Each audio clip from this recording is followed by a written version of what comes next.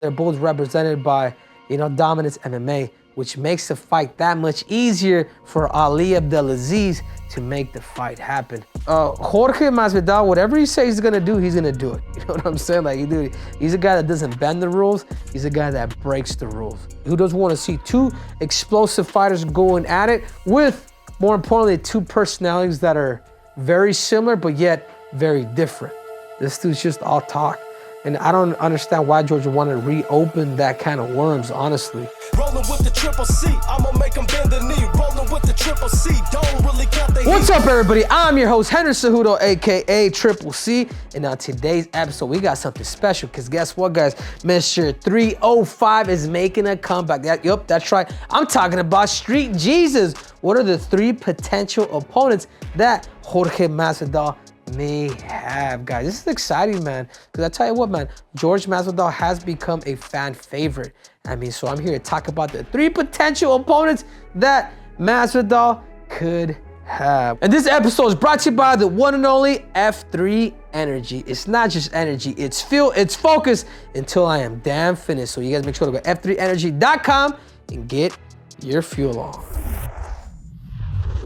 Here we have it, man. Jorge Masvidal. My first, I want to kind of go down the side. I want to go down the three opponents, but then at the very end, I really do want to pick.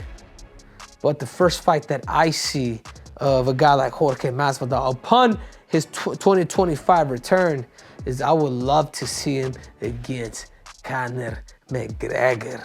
There is a big talk about these guys potentially scrapping each other.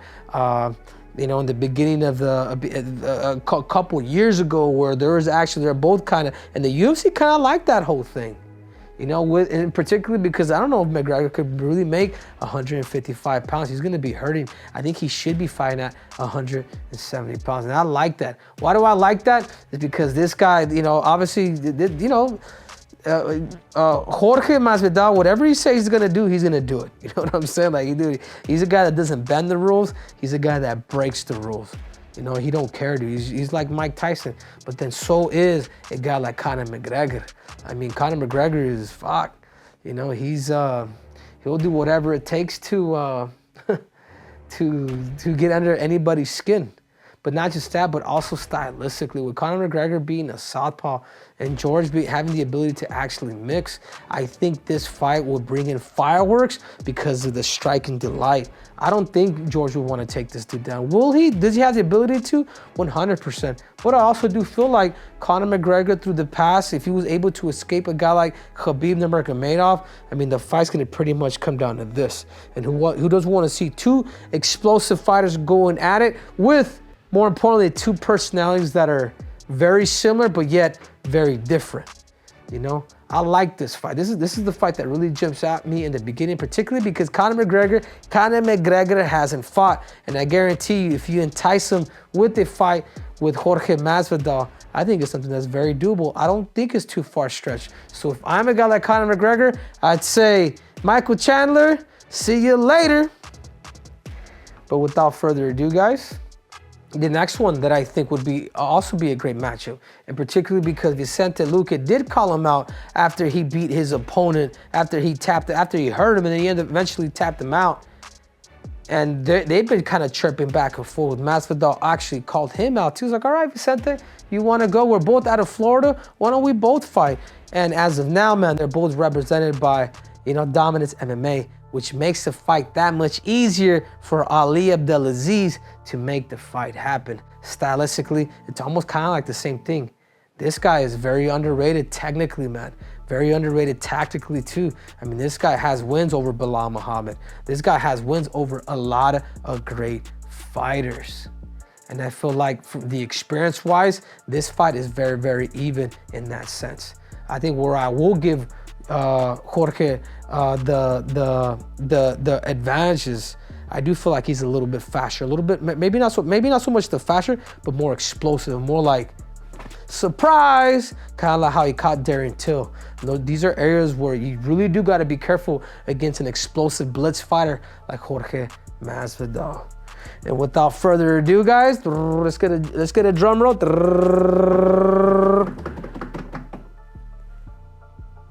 He wants to run it back with Colby.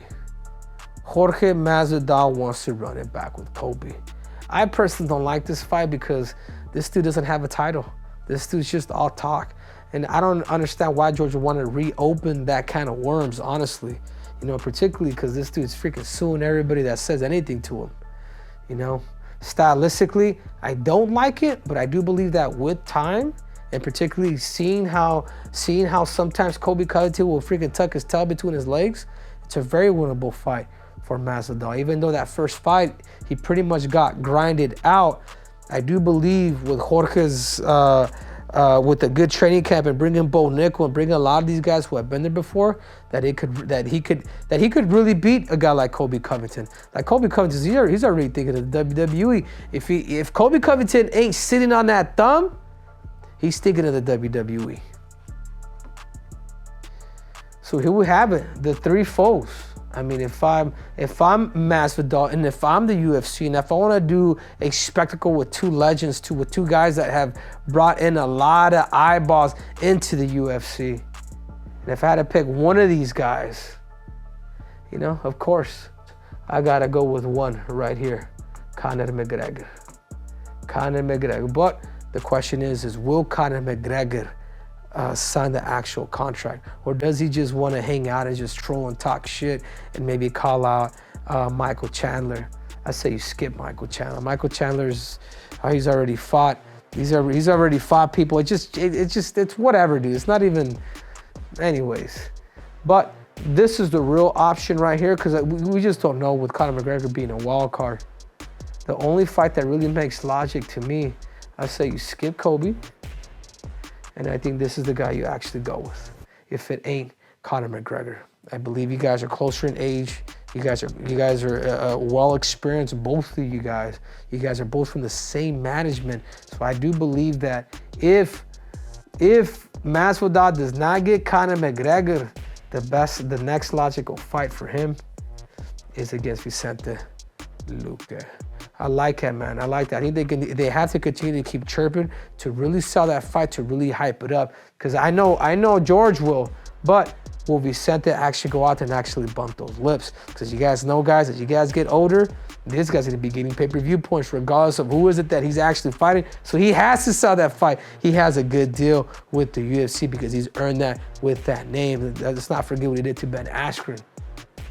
But either way, dude, I am excited for the return of Mr. 305, or as his weed company is Tree05, and he's gonna be doing big. So you guys expect the return of Street Jesus, Gamebred, Jorge Masvidal. But you guys comment below. Forget about what I think. Who do you guys think that George Masvidal should fight? But regardless, guys, this episode is brought to you by the one and only F3 Energy. It's not just energy, it's fuel, it's focus until I am damn finished. So you guys make sure to go to f3energy.com and get your fuel on. I'm out!